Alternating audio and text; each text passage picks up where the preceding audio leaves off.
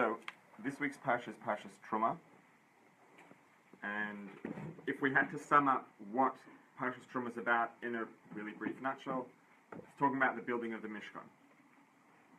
So, when the Torah describes or gives instructions about the building of the Mishkan, one of the psukim that talks about, on a structural level, the building of the Mishkan, says, "Va'asa es hakroshim," and you shall make the beams, lemishkan, for the Mishkan, for the tabernacle. The Mishkan, the tabernacle, was the traveling temple that the Jews had in the desert. So when later on in Israel, in Jerusalem, there was the big temple that was built, the Beis Hamikdash, but whilst in the desert, obviously there wasn't going to be something on the scale of permanence of the Beis Hamikdash, there was the Mishkan, which was designed specifically that in a way that they could assemble and disassemble so that they could travel, set it up, pack it away, and keep traveling.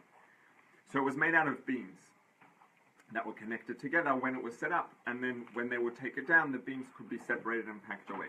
So the pasuk, the verse says, "Va'asisa es hakroshim," and you shall make the beams, lemishkan, for the Mishkan, for the tabernacle, ate shetim oimdim, they shall be standing beams of cedar wood.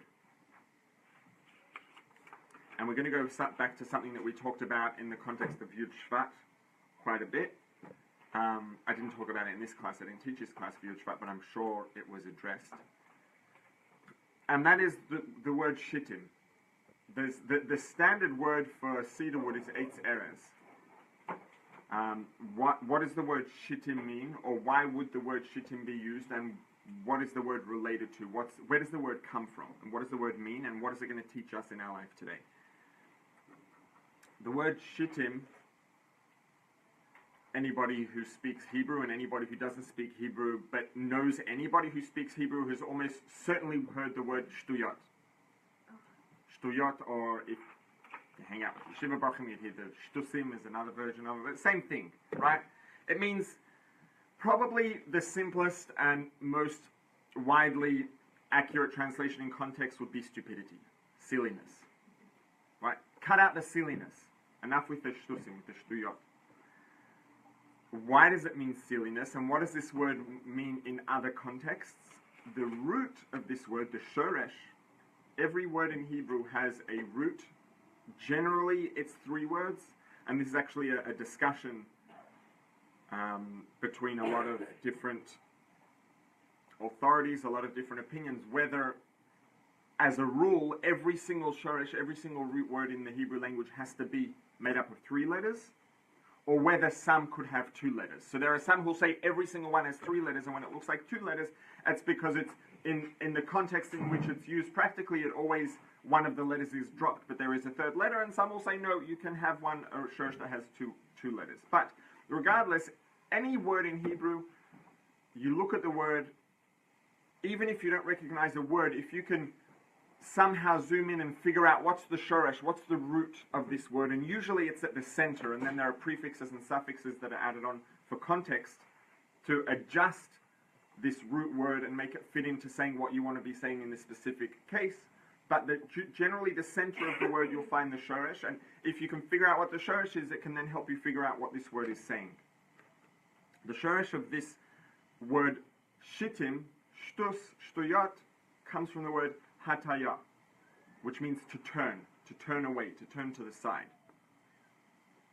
And another time that this word is used in the Torah is the pasuk's talking about someone who behaves inappropriately. It says kisiste.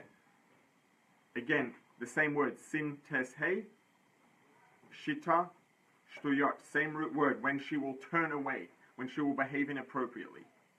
So folly, stupidity, really boils down to behaving unconventionally, or behaving in a way that's not appropriate. That's what stupidity, silliness is. Silliness, maybe not stupidity, but silliness means behaving inappropriately. Silliness isn't always bad. There are people who are silly in a good way, and they can make people happy, they can make people smile, they can pick up the mood.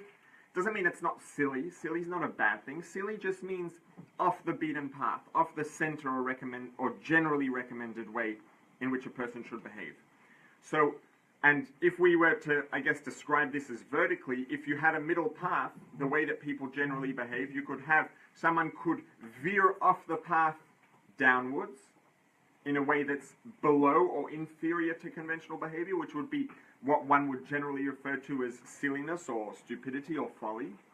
But you could also have someone that's being silly or a little crazy in a good way. They're going above. So a person can behave in a way that's inferior or worse than the conventional or recommended way to behave, and you can have someone who's behaving going beyond that and turning off the path, but for the positive, for the good. And the Gemara actually tells a story. There are a number of different versions in this story in the Gemara itself, not just within the commentaries, but there's a story of a sage in the Gemara who was dancing at a wedding, and he would juggle sticks, branches, to celebrate, to make people happy. And when he passed away, the Gemara describes something that happened at his funeral, which was very unusual. It says that his grave at his funeral was surrounded by fire. The reason it was surrounded by fire was that this fire was coming to illustrate the fact that he was in a different league to everybody else in his generation. It was illustrating a barrier between him and everyone else. His behavior had earned him a status that in which he was different to everyone else, and the fire was illustrating that separation.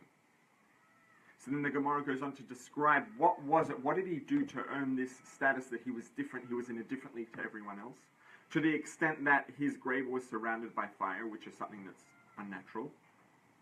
The Gemara says, "Ahani leishtusei l'saba." This old man's folly helped him to reach this state, reach this situation.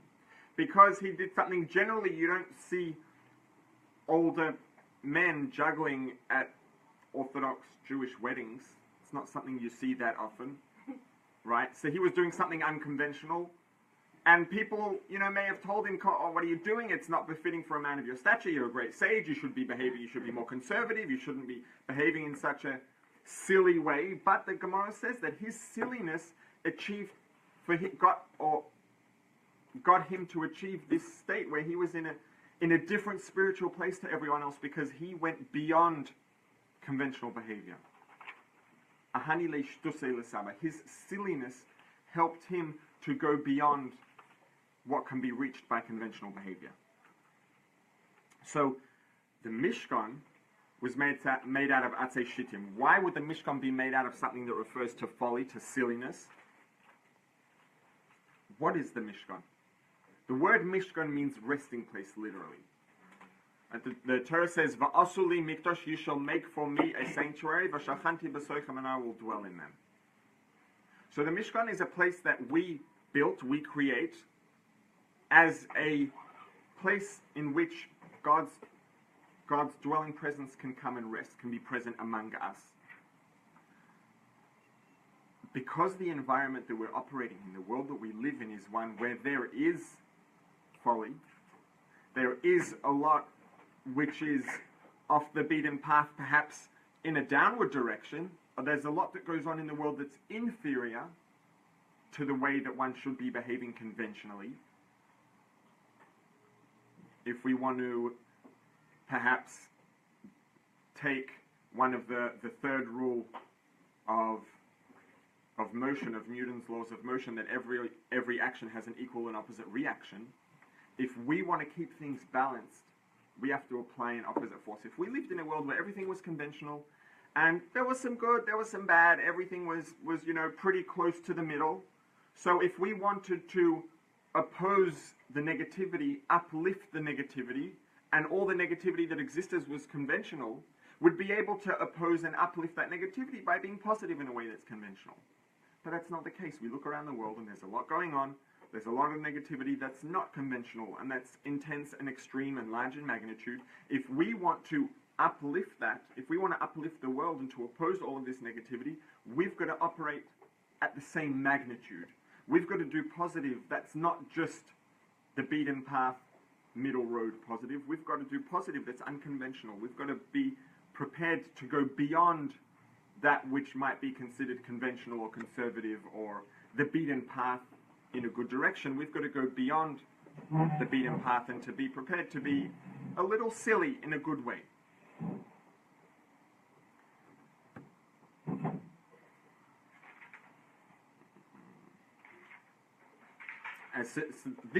We've described now why, in the context of the world that we live in the environment that we're operating in, because of the circumstances, because of the fact that we're operating in a place where there is negativity that's unconventional, that's off the beaten path, we've got to oppose and uplift that by being prepared to go off the beaten path in a good way. Right? And just some examples, very practical examples, tangible examples. Take, for example, mitzvah tefillin, putting tefillin on people. And this is something that's interesting, that it's related to Yud Shvat, which is when Bossi Legani, which is when we talked about this. When the Rebbe started telling people that they should go find Jewish people who don't put tefillin on a regular basis and encourage them to put tefillin on. And even if they are not wearing a yarmulke, and even if they didn't go to the mikveh that day, and even if you name it, the Jewish man should have put on tefillin today. He didn't have the chance yet. Give him the chance and help him put them on. And there was a tremendous uproar for a number of reasons. First of all, people said that it's against halacha and you're not allowed to do it because you don't. All kinds of reasons. And the Rebbe addressed every single claim about why it was against halacha to do it and explained why it's not a problem at all, and it's actually something that we're technically, to some extent, obligated in halachically to do. And then people thought, everybody knew Lubavitchers are crazy, Chabad are insane, they're mad, they've lost their minds completely, they're in the street, they're stopping people walking in the street, excuse me sir, if you put on tefillin, you don't know this guy, you never met him before, you ask him if he's Jewish, he happens to be Jewish, and he doesn't even know what tefillin is. What, are you out of your mind? That's what people were saying, that's what people thought. And frankly, considering the place that society was at, it was a pretty crazy thing to do. But now, a few decades later, not only has it become normalized, the people who said that it was against halacha and it was a crazy and insane thing to do are doing it now themselves. Now, I can't guarantee the authenticity of the photo. I don't know. But I know that this image was going around a few weeks ago, just the week of Yud Shvat, the week when we were talking about Shtus Kedusha, of one of the Rebbes in the Satmar community who himself was putting tefillin on someone who wasn't observant. He met someone, and himself, with his own hands, was putting tefillin on someone who wasn't Torah observant and hadn't put tefillin on that day. And this is the leader of a community who, we don't need to go into detail at length, but has been extremely critical to an extreme degree of the things that the Chabad community were doing for decades. So, this is something that was crazy. It was crazy. Decades ago, to stop people in the street, first of all, someone you never met and ask them, excuse me, are you Jewish? Oh, have you had a chance to put tefillin on? Oh, what's tefillin? It's these, come, let's put them on. And actually get people to put them on is insane. It was.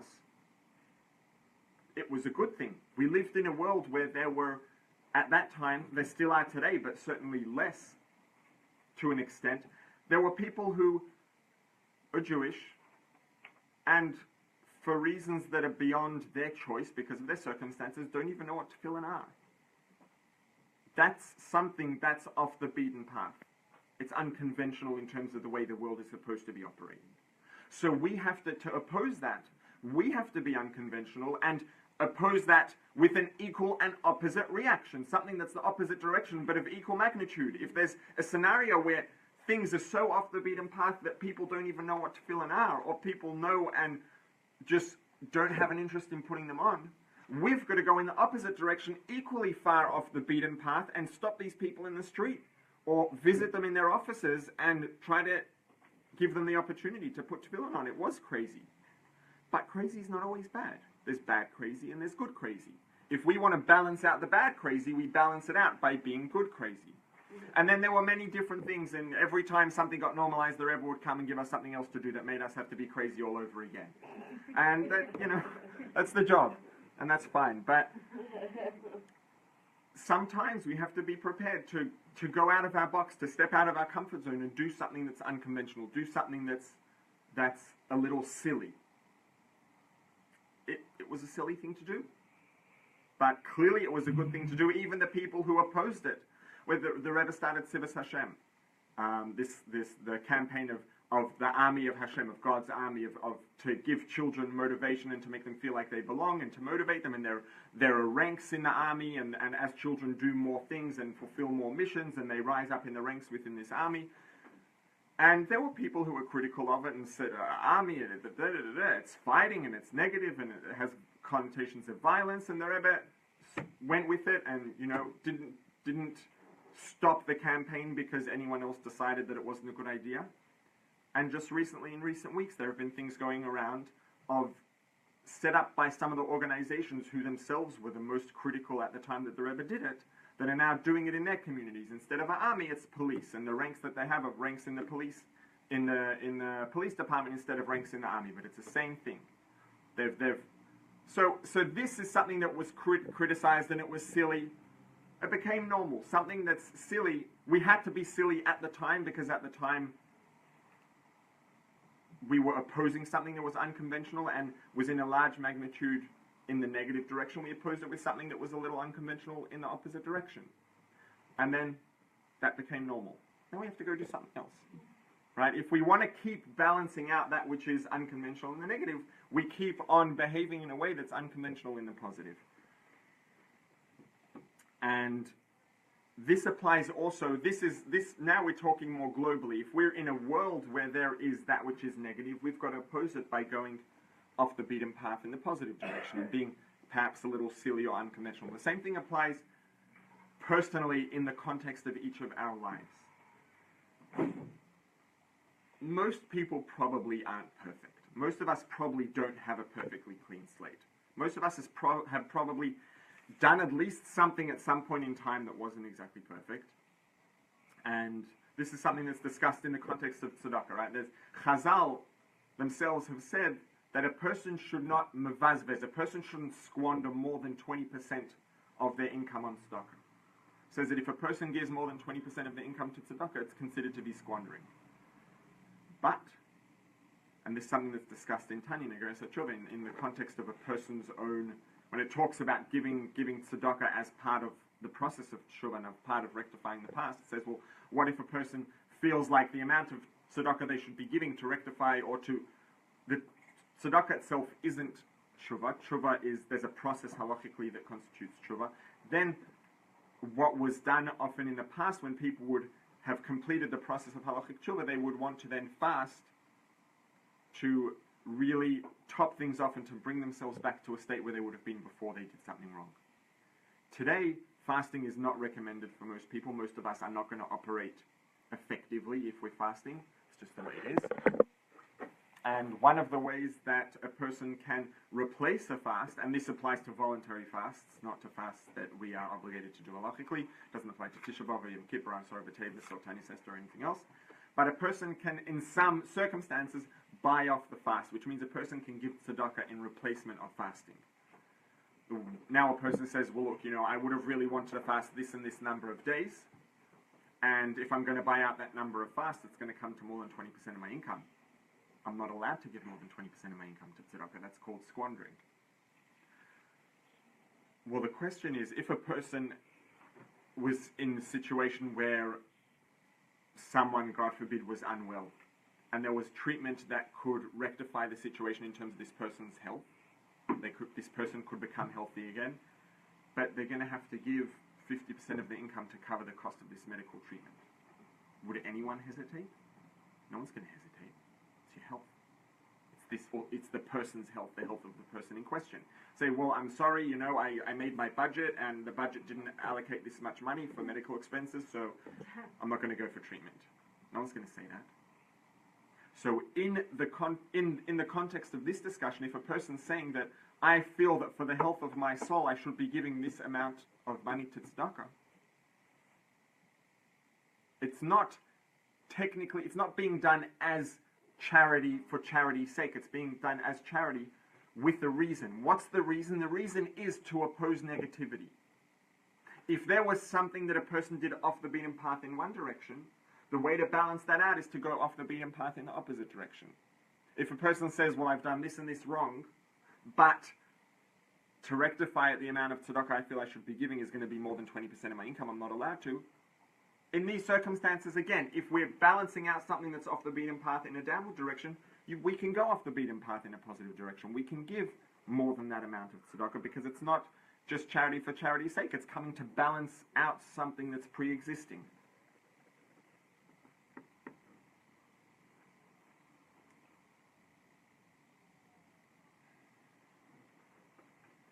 Now, when another example of where this comes into play in something that the Torah discusses, when the Torah talks about the reward for keeping Shabbos, and it says that it describes the reward as being related to Yaakov specifically, not related to Avram, not related to Yitzchak, but related to Yaakov. The Gemara says, why is it related specifically to Yaakov?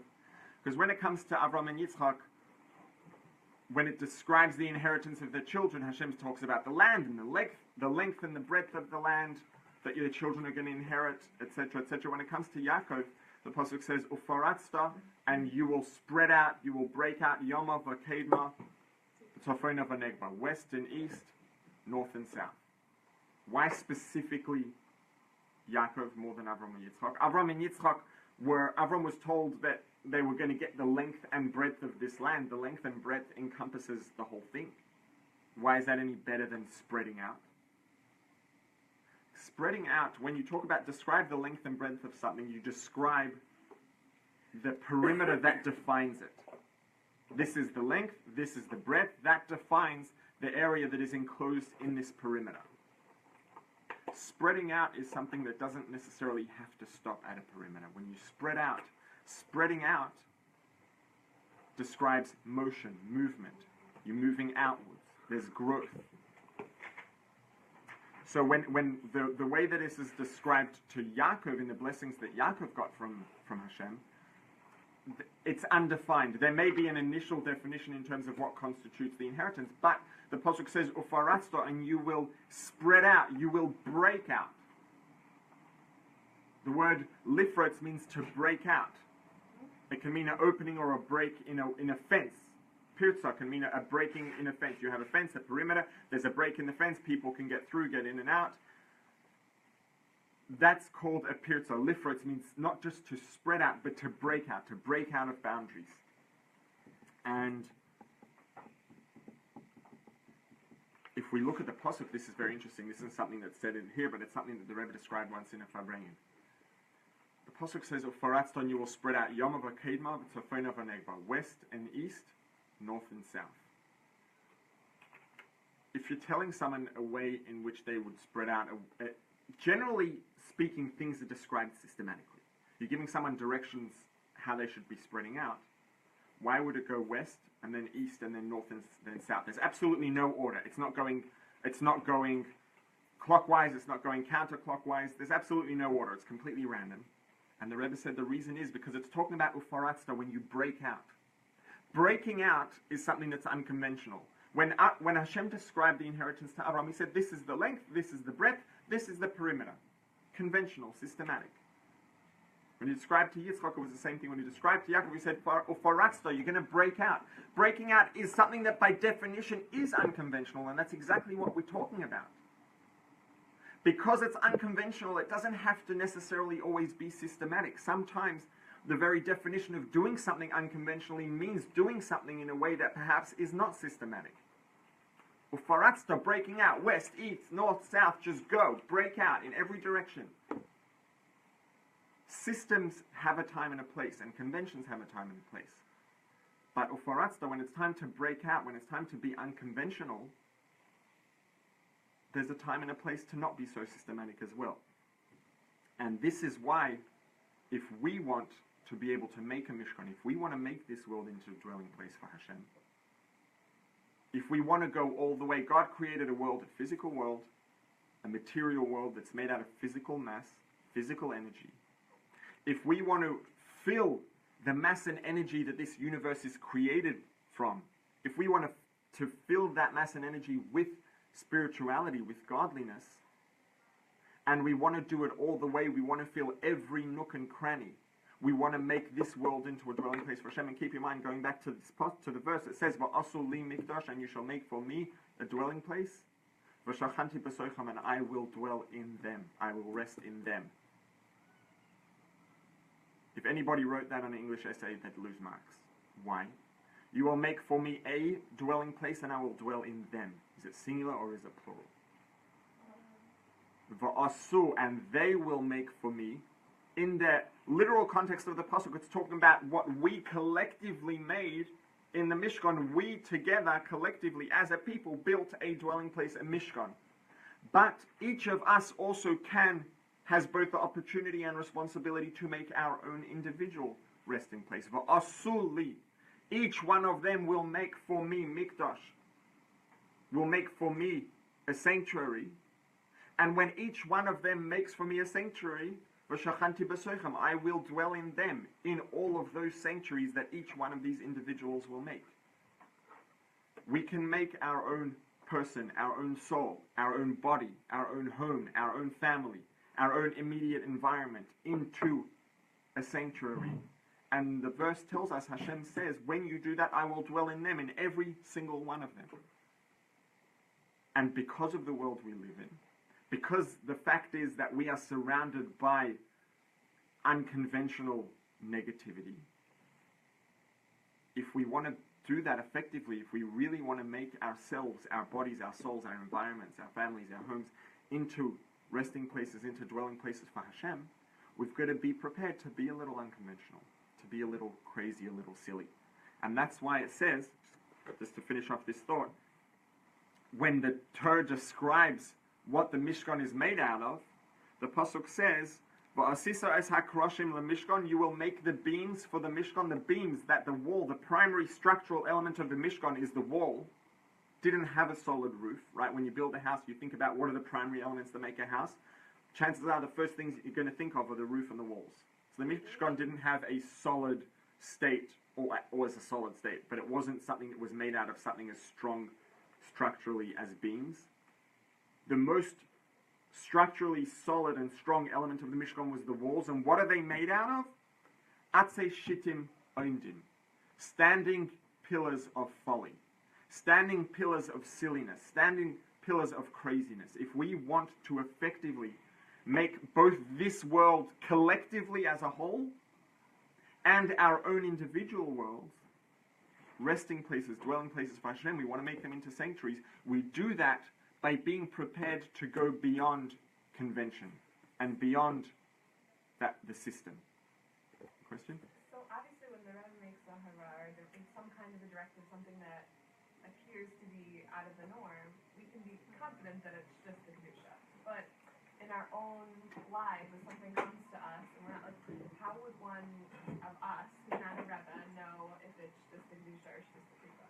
Okay, that's a good question. How do we know when the silliness is in a positive direction as opposed to negative direction? If it's something that we're making the call on our own? Yeah. I would say one of the times that it comes into play, often practically speaking, is I would suggest that a lot of times, for a lot of us, and I know this from my own personal experience as well as the experience of a lot of people I speak to, there are times when we know there's something we should really be doing, but we don't have the guts, right? It's like, oh, I don't know, I don't really have the guts to go there. I know it would be a good thing, I know the outcome would be positive, and it would be a positive thing for me to do, but I don't have the guts. So right there, I don't have the guts. Why? I feel it's a bit silly, I feel it's a bit unconventional. So right there is one example. Whenever we get that feeling that says, I know that's the right thing to do, but I don't have the guts, aka I don't want to go off the mainstream conservative beaten path, and people may, look at me a little interestingly or whatever it is.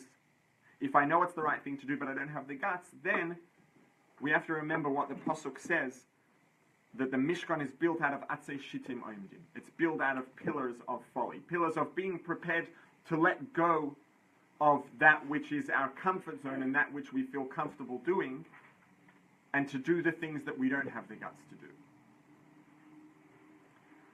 Once we get into situations where it might be questionable whether or not it's actually going to be a positive thing, it becomes a lot more complicated, obviously. And there it's something that we have to either exercise judgment in the moment or maybe speak to someone else and get direction. Now, these things often will happen in the moment. We can't necessarily ask someone else. The best thing we can do is make the best decision we can at the time, and if later on in retrospect we feel that it wasn't the right decision, we learn from it and try to make the best decision next time. We're all human, right? It doesn't say that the Mishkan was built out of pillars of perfection, right? It says out of pillars of being prepared to be silly, being prepared to go out of the comfort zone. We're supposed to be human and we're supposed to be fallible, and that's the whole reason why the Mishkan is made out of physical materials in this world. right? You look at the way that the Mishkan's described, the building of the Mishkan's described in the Torah, it's very precise, it's very exact. The materials are specific, the dimensions are very specific, everything about it's specific.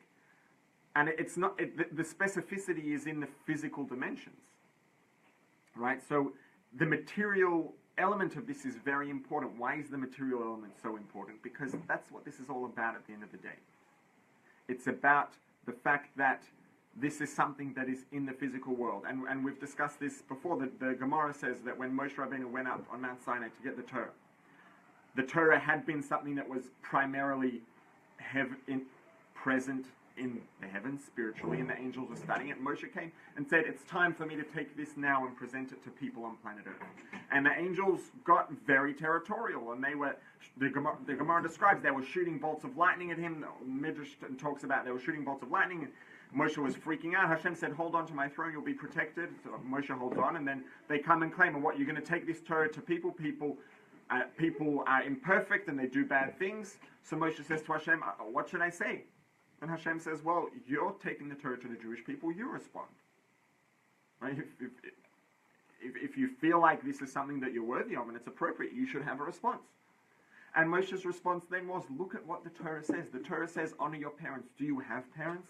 The Torah says, don't steal. Do you feel an inclination to steal, that you need to be instructed to stand against that inclination? Torah is about being human in a physical world and giving it our best shot.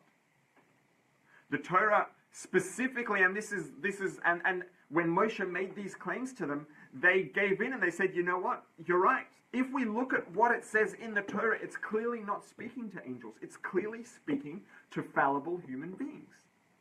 If we were infallible and we were perfect, the Torah, and we never had any inclination to do anything wrong, the Torah wouldn't need to instruct us to do the right thing.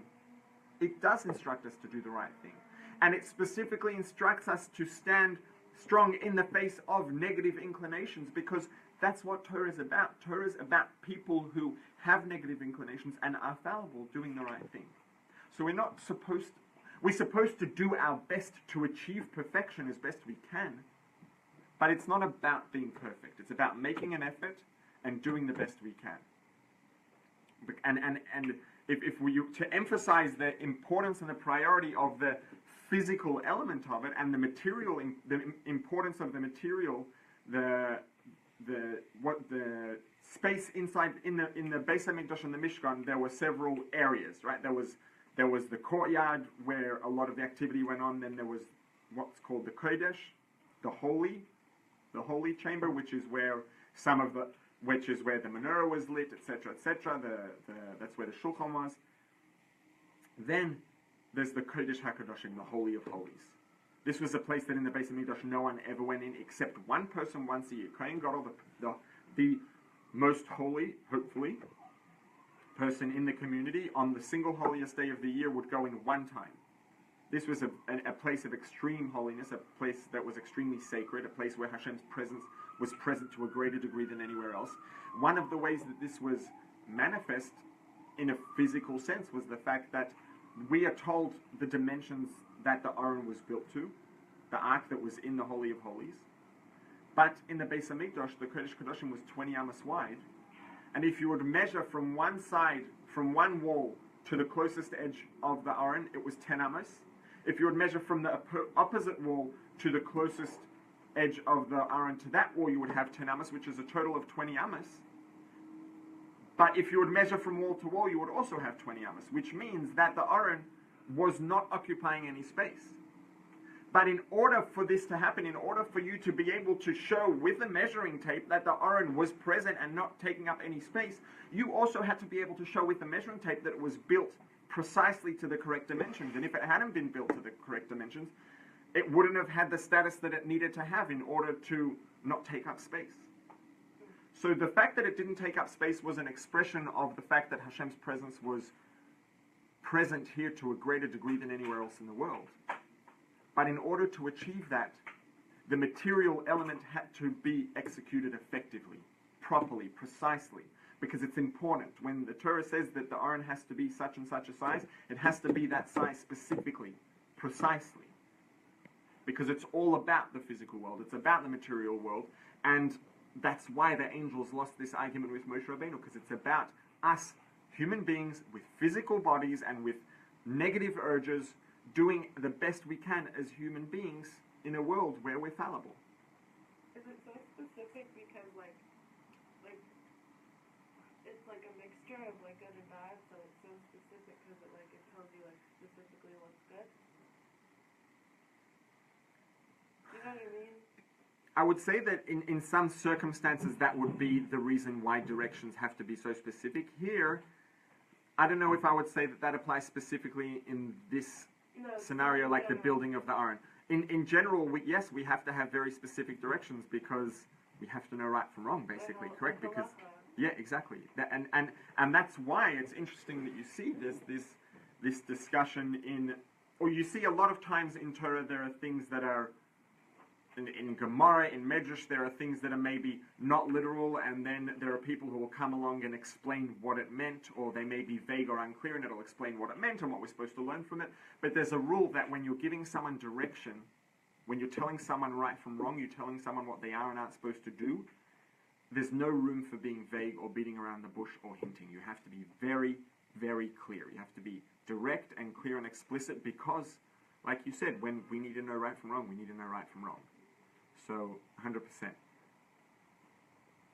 So, the Mishkan's not built from perfection, but it's built from us doing our best and being prepared to be a little silly and to step outside of our comfort zone and to do things we're not necessarily so comfortable doing at times.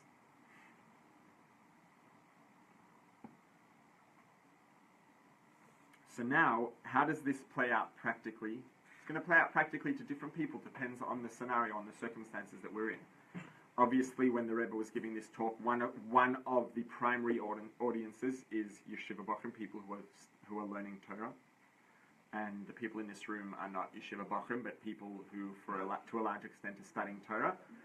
And the Rebbe speaking to this crowd, the way that the Rebbe brought this back, again, being specific, because with directions it's important to be specific, was that Ufaratzta, break out.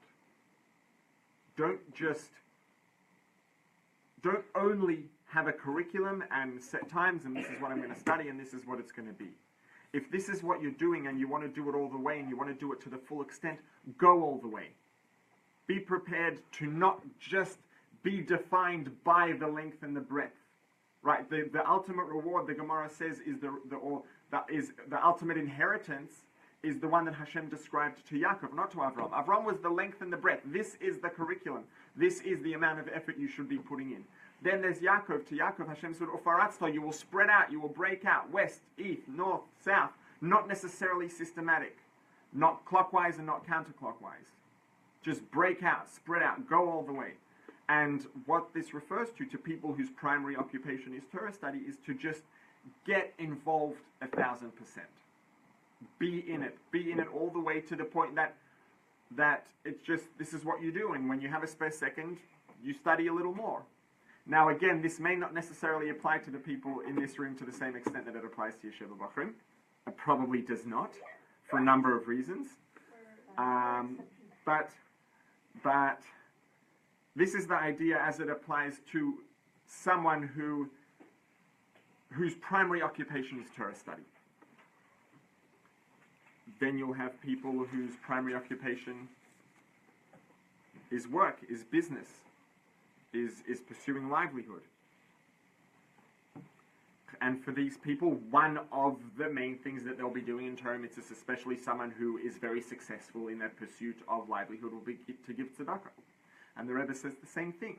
Someone whose primary occupation is Torah study, and this is what they do, if they're going to take this idea of being unconventional and letting go of the middle road, letting go of conventions in the system and doing ufarasta, spreading out, and they're going to do it in Torah study because that's their thing, then the people whose main mitzvah, the thing that they do primarily is giving tzedakah, giving charity, again, a person has checks and balances, and it's very important, but a person can also be prepared to say, you know what? I'm going to give more. This was my budget for tzedakah. This is the amount that I had designated to give. But you know what? I'm going to spread out. I'm going to give more. I'm going to give to someone who I hadn't planned to give to just because. I'm going to give an amount that I hadn't planned to give just because. And when it comes to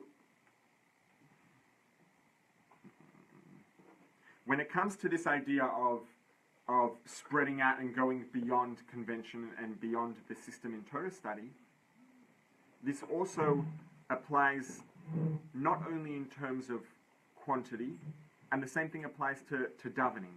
Again, to davening, a person, I only have time to daven, I have exactly 42 minutes to daven, and then I have to leave to work. Doesn't say anywhere a person's not allowed to daven for 43 or 44, 45 minutes. Now, it doesn't mean that a person has to miss their train. If that's what they have to do, maybe they come to shul for 3 minutes earlier, or whatever it is.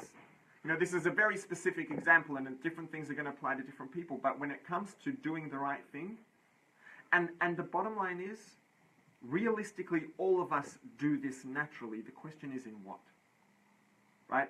For each one of us, presumably, I think it's fair to say that most people, each of us has something that we enjoy, the thing that we gravitate to, the thing that if we woke up in the morning and had zero responsibilities, we had no responsibility to God, we had no responsibility to other people, we had no responsibility to teachers or principals or employers or spouses or children or friends, what would we do? For some people, it would be going for a run. For some people, it would be scrolling through Instagram. For some people, it would be reading a book. For whatever. For some people, it would be eating chocolate on the couch. I don't know. It's going to be a different thing for each person, right? The bottom line is, the thing that we relate to the most, the thing that we connect with the most naturally, is something that we may do perhaps without setting ourselves limitations and boundaries. We'll just do it because that's where we want to be. That's where our heart is at. And we go all out and we just do it as much as we can. We do it to whatever extent we can get away with it. And here, the Pasuk's telling us, if you want to build the Mishkan most effectively, what's the Mishkan built out of? It's built out of pillars of silliness, pillars of unconventionalness. Take that tendency to go all out and do something perhaps to an extreme degree and put it into the right things. Put it into positive behaviors. Put it into positive activities. Put it into being prepared to be a little silly and to perhaps behave in a way that's unconventionally, but in the context of something that's a positive thing to do. And this doesn't also, keep in mind, it doesn't only have to be quantitatively. It doesn't have to only be the amount. It can be qualitatively. There's an expression that when talking about the halachas of Torah study, we have an obligation, specifically actually men are obligated in the mitzvah of Talmud Torah study, and ladies are obligated in Torah study within a certain context, specifically to the things that relate practically to the things they have to know in order to know what to do. Honestly, learning enough to know everything, to be sufficiently informed about all of our responsibilities and how to carry them out, would probably be more than most people study Torah at all, men, women, or otherwise. I don't know what the otherwise is, but all of them collectively, perhaps. There is such a concept halachically of people that don't fit into either of the two genders. Sorry? It's mentioned in Mishnah. It's discussed in the context of halacha. Anyways, I don't want to allow this discussion to go anywhere. It shouldn't be going in a pressure class, so we're going to end it in and keep moving. Okay, remember that a farasa applies in certain circumstances. But the obligation to study Torah applies to everybody. Now, we can say to go all out, and to go all out doesn't only have to be in amount, in magnitude. Going all out can be in quality as well, in intensity. When a person can just for example, and this could be a very practical ofaratza today for people in today's society, in the way that most people live life today, that a person sitting down, whether it's I'm going to daven or I'm going to study Torah, and when I'm going to daven, it's certainly something that people should be doing. When it comes to Torah study, it's also something people should be doing, but it's something that people might find very difficult to do. Turn off your cell phone. Put it on silent. Put it away somewhere where it's out of sight, out of mind. Put it in airplane mode. I'm expecting a text from someone and I have an important email coming in.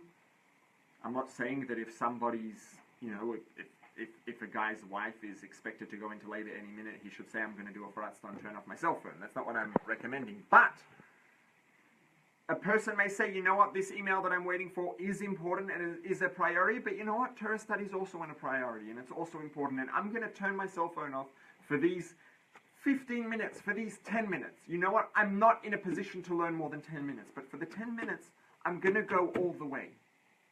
I'm going to go all the way. I may not be able to go all the way and to study 18 hours a day, and that's not everybody's obligation, but going all the way qualitatively, going all the way in terms of concentration and intensity is something that everybody can do.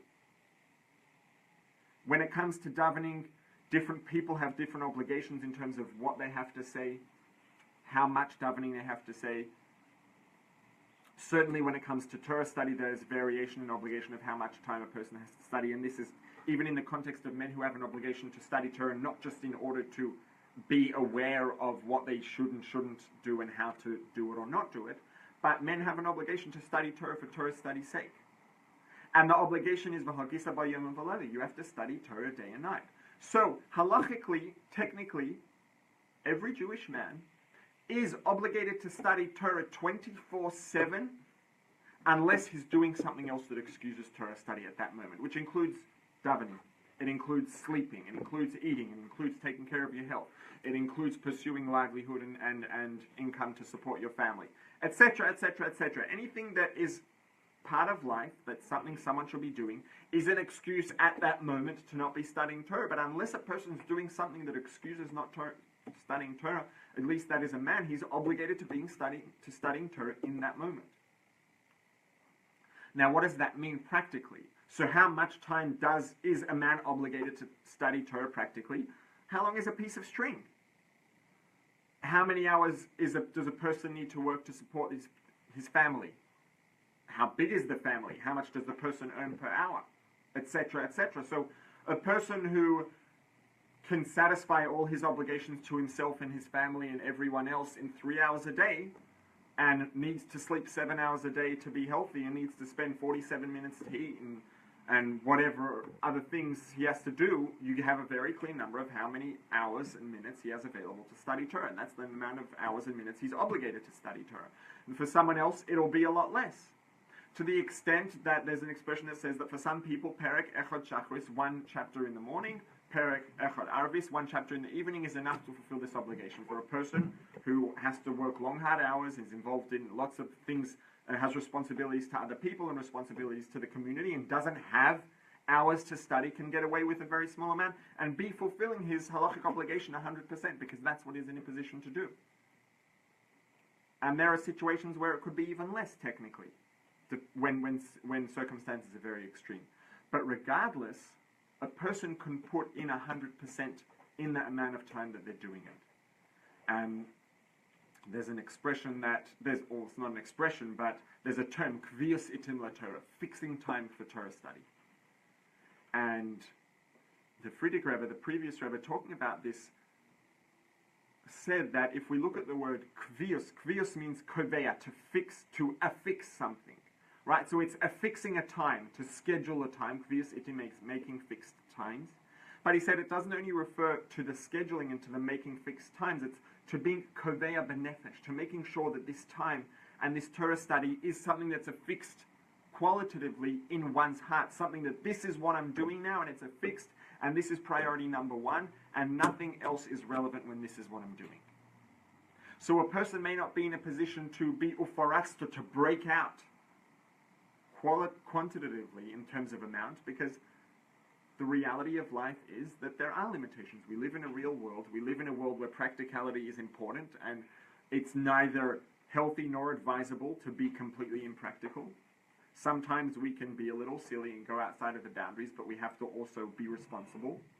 It's not advisable to be irresponsible. It's advisable to perhaps sometimes be a little unconventional / silly / crazy, but it's not advisable to be irresponsible. So if our responsibilities limit the quantity of time we can spend studying Torah, the quantity of time we can spend davening, the quantity of time we can spend praying, whatever it is, we can break out and be unconventional in terms of the extent to which we put ourselves into it and invest ourselves into it qualitatively during the time that we're doing it. And coming back to this expression, Perek Echad Shachris, Perek Echad Arvis. Translating that means Perek Echad, one chapter, Shachris in the morning, Perek Echad, one chapter, Arvis in the evening. Perek means a chapter. Perek also means a joint. Anatomically, a perek is a joint in the body, an elbow, a shoulder, a joint in the finger, whatever it is. Perek means a portion. Mefarek means to separate, to break things apart. So it's talking about portions, pieces, elements, components. And Perek Echad, there's a Hasidic interpretation of this expression, that a person learns Perek Echad Shachris. A person learns one chapter, one portion in the morning. When a person learns Perek Echad, when a person allows the Echad, the oneness of God that is in Torah, because that's what Torah is at its core. Torah is divine knowledge. Torah is divine information. It's godly information. When we learn Torah, when we study Torah, we take that information and store it inside of our brain physically. When we learn anything, that information is literally physically stored in our brain. To the extent that if a person really pushes themselves academically, they can make measurable changes in the physical structure of their brain. You can actually see the neurons growing new dendrites to make new connections to carry and store and communicate this information. So information is stored physically in the brain. If that information is Torah, if this is godly information, if God is inside this information, then we've literally, when we study Torah, taken God and physically stored God inside the molecules that our brain is made out of. It's pretty intense. Yeah. Right? So when we think about that, and when we allow the echad, that oneness of God that's in the Torah that we're studying, perek, literally to take us apart, to penetrate every little portion, every element, every joint of who we are, if we allow ourselves to completely be overcome with, saturated with, penetrated by this oneness of God that's in the Torah, Shachris. Shachris means the morning prayer, Shachris means the morning, Shachar means shining. Then the result is shining. The result is positivity, it's light. What else happens? Perek Echad, when we allow ourselves to be completely saturated by, taken apart by, held together by, however you want to look at it, by the Echad, the oneness of God that's in this Torah study, Arvis. Arvis means evening. Arevut means sweetness. Wow. It's okay. It's a good thing. It's good to know that someone's listening. Wait, what Arvis meaning night, and then sweetness is what? Arevus.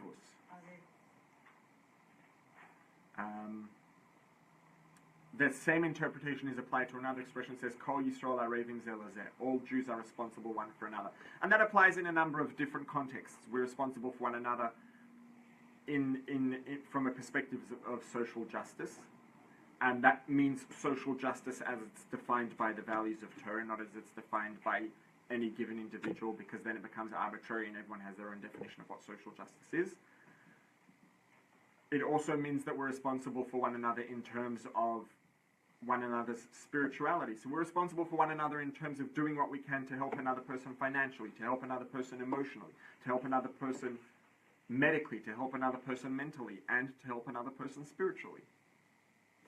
And the expression Kol Yisrael Arevim Zeh Lezeh, also, all of us sweeten each other. When we are together, when we have unity, and we take responsibility for one another, and we have a sense of community and a sense of oneness between us, then Kol Yisrael Arevim Zeh Lezeh. Every Jew sweetens the next. We sweeten each other, because the collective unity that we have as a people, when we are one and when we have unity and a sense of community, causes sweetness. The same thing is Perek Echad, when we allow ourselves to be completely overcome with, overtaken with Echad, the oneness and the godliness, the spirituality that's in Torah, Arvis, we end up being sweetened.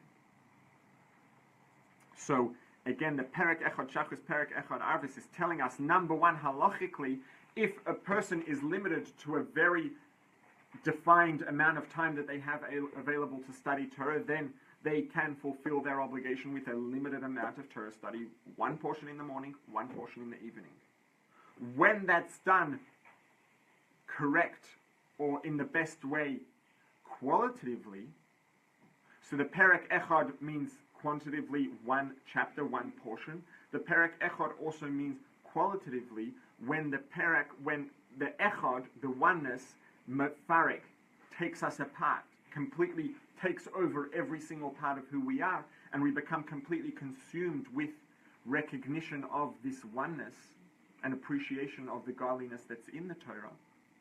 So this can happen for someone who only has 5 or 3 minutes available for Torah study. Someone whose obligations literally don't allow them more than 3 minutes to study Torah. They just cannot physically do it. They can make sure that for those 180 seconds, they are in 150%. Okay, 100%. They're in it 100%, not 99.99, but 100. Phones off, etc., etc., etc., and they're experiencing it. The experience is 100%, and it's something that's affecting them through and through, so that the Perek Echad, the oneness, the Echad of God that's in there, completely takes them over, and then you have Shachris, you have morning, you have brightness, and you have Arvis, you have sweetness. It makes us a better people. It gives us a better life experience, a life experience that's more in line with the reason we exist, which is naturally going to be a more positive experience. And so we can go Ufaratsta if we're not in a position necessarily to do Ufaratsta, to spread out and to be silly, to be unconventional in terms of the quantity. We can be unconventional in terms of our commitment and our focus and doing something 100% and being all the way in there through and through. Let's have a quick look to see if there's anything left that we didn't cover here.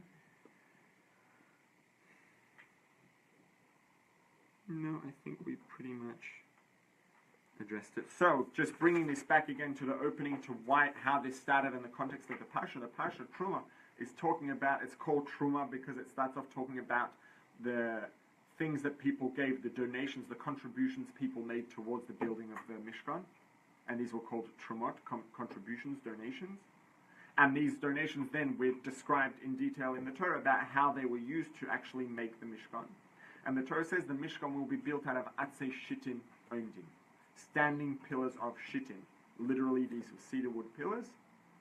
They're called Atzei Shittim. They teach us that if we want to make the Mikdash, we want to make the Mishkan, we want to make a dwelling place for God in our own personal lives and our own environments, the way to do that is to make pillars of silliness. To make pillars that are unconventional in a positive way. To be prepared to be a little silly when it's a good thing. To not hesitate to do the right thing because we don't have the guts.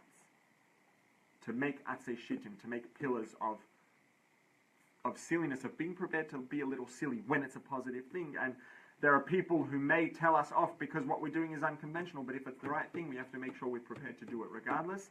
And that's how we make a mikdash. That's how Ba'asoli mikdash, V'shachanti b'soicham, Hashem will dwell in each and every one of us and our mishkans, as well as the way that we will make the entire universe into a mishkan, into a mikdash, which is what the Midrash describes as the purpose of creation. The reason the world was created was that Hashem had a desire to have a dwelling place in this physical world, for us to make the mass and energy of this world into a dwelling place for God. And the more we are prepared to be unconventional, the more we're prepared to step out of our comfort zone and to do something even if we don't have the guts. Despite the fact that we don't have the guts, we do it anyways. We will be more effective at making this world into a dwelling place for God, bringing God's presence into this world and bringing the world closer and closer to a state of Mashiach.